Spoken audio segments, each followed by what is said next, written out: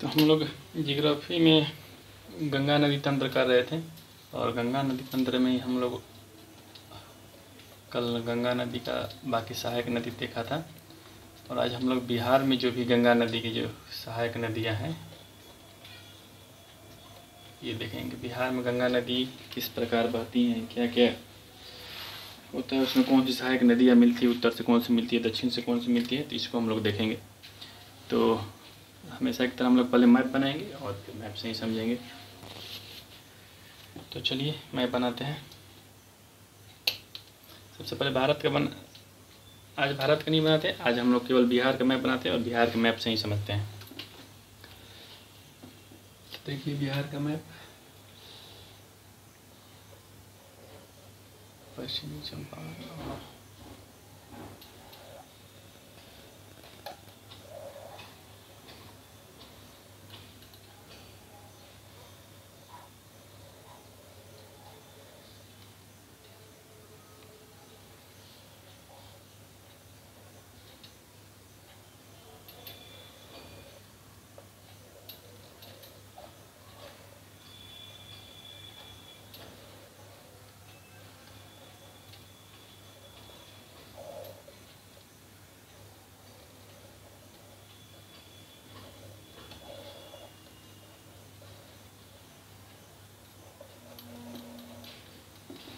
तो ये हो गया बिहार का मैप। आप लोग भी मैप बना लीजिएगा। मैप बनाने की आप लोग आदत डालिए और हम लोग इसमें अब नदी बना लेते हैं। तो सबसे पहले जो इम्पोर्टेंट नदी है सबसे, वो है गंगा नदी। तो देखिए गंगा नदी यहाँ से ये बक्सर के चौसा होते हुए, फिर यहाँ से ये भोजपुर का रास्ता बनाते हुए पटना से होते हुए और फिर ये कटिहार भागलपुर का बनाते हुए और ये चली जाएगी। ठीक है। और इसमें जो दूसरी सबसे इम्पोर्टेंट नदी है तो वो है घाघरा। इसको ही बना लेते हैं। तो घाघरा जो नदी है वो उत्तर प्रदेश से होती है और यहाँ पे छपरा में आके से मिल जाती है। फिर तीसरी जो सबसे इम्पोर्टेंट नदी है ये है गंडक।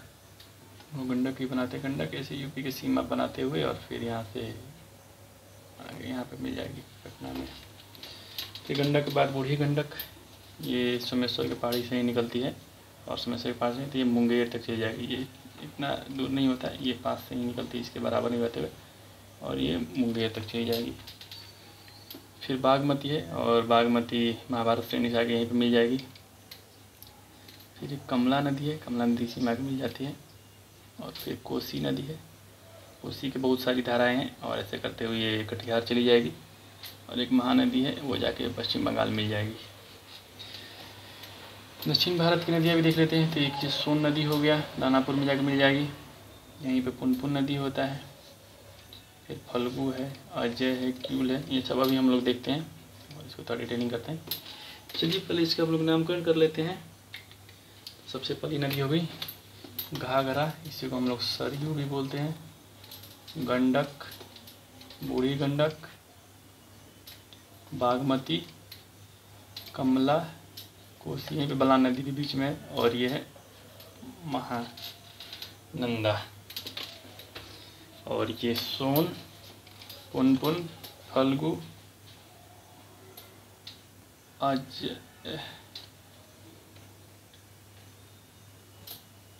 नदी, क्यूल, चानन, सकरी सब है। तो बस इसको इतना डिटेल नहीं करना है, बस इसका नाम हम लोग जान लेंगे कि दक्षिण से कौन आता है, उत्तर से कौन आता है। अब चलिए एक नदी को थोड़ा सा अच्छे से देखते हैं। तो पहला नदी हम लोग देखते हैं घाघरा यानी सरयू नदी। तो ये बिहार में बहुत कम है, ये बिहार में बस केवल 83 किलोमीटर में है। ये बिहार में ज़्यादा लंबा नहीं है। और ये छपरा, यही जो सारण जिला का जो मुख्यालय छपरा, ये वहीं पर जाके मिल जाती है। और इसकी एक इम्पोर्टेंट जो नदी है वो है इसका नाम जो है करनाली नदी भी इसका नाम है। तो ये घाघरा का नाम हो गया करनाली।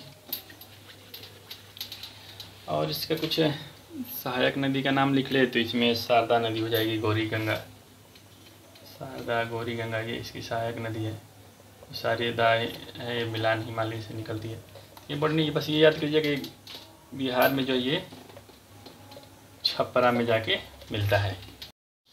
गंडक नदी, गंडक नदी भी बहुत बड़ी नदी है, लेकिन बिहार में बहुत ज़्यादा नहीं है इसका विस्तार। बिहार में बस केवल 260 किलोमीटर तक ही है।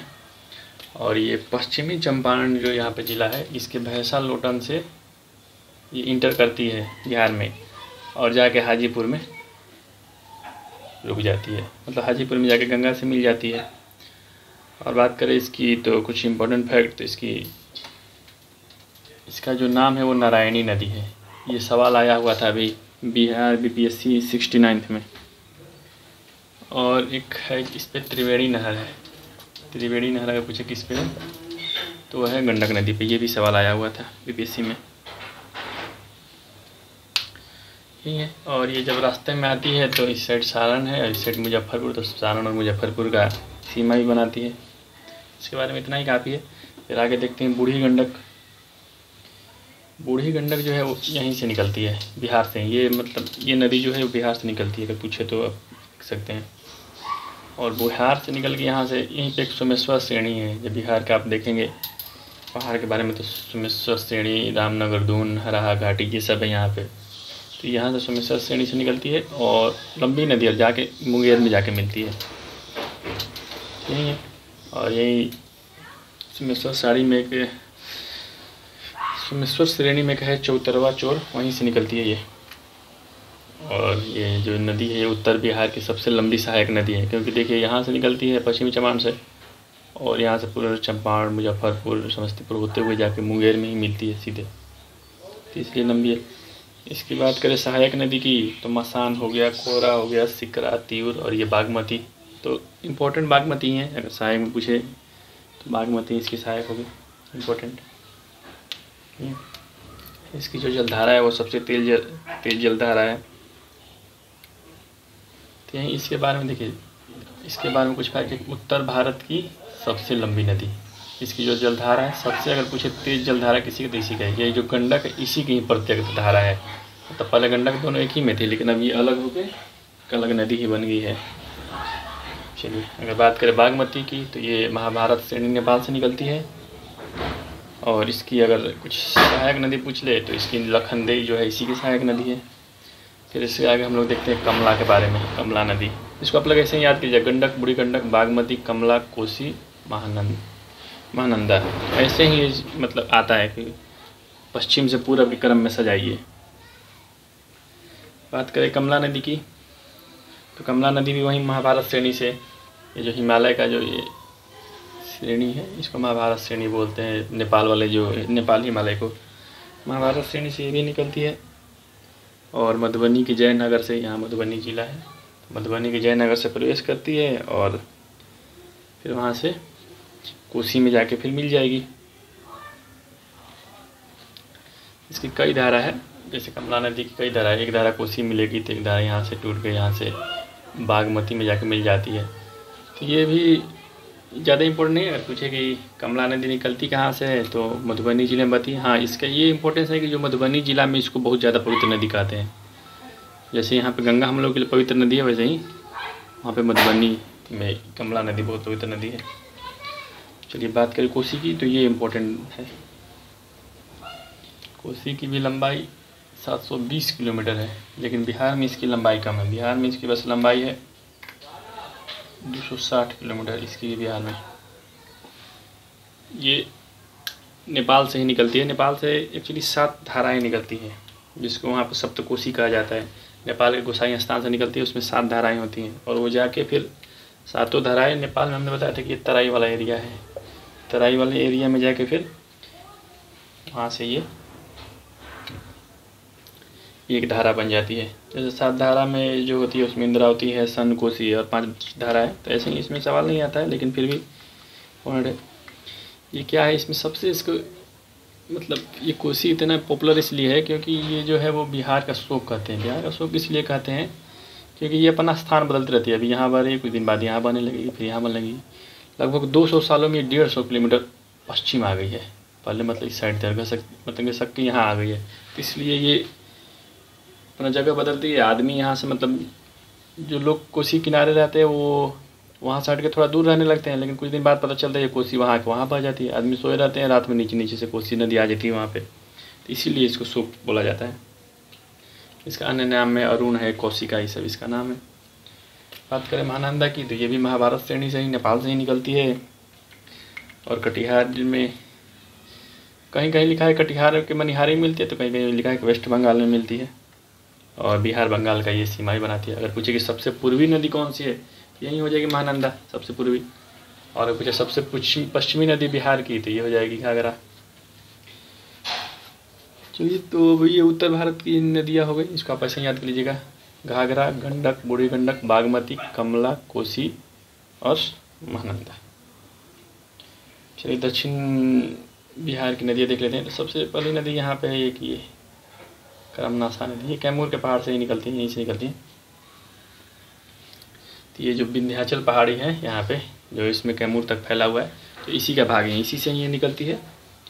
और ये इसका नाम ही है करमनासा, यानी कि पवित्र नदी इसका नाम ही है। तो ये हो गया। चलिए, दूसरा नदी देख लेते हैं जो ज़्यादा इम्पोर्टेंट है, ये है सोन नदी। तो सबसे पहले सवाल ये आता है कि सोन नदी कितने राज्यों में बहती है।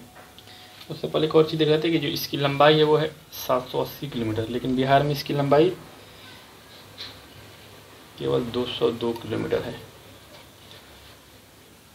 देखिए, सोन नदी के बारे में देखते हैं कि कितने राज्यों से निकलती है। तो सबसे पहले एमपी के अमरकंटक से निकलती है। हमने बताया था कि अमरकंटक जो है वो अरीय प्रवाह तंत्र है, वहाँ से 3 नदियाँ निकलती हैं। नर्मदा, जैसे ये अमरकंटक हो गया, इधर नर्मदा जाएगी, सोन नदी ऊपर, और महानदी ऐसे। उसी तरह हमने बताया था सतलज, जहाँ से ये सतलज, गंगा और ब्रह्मपुत्र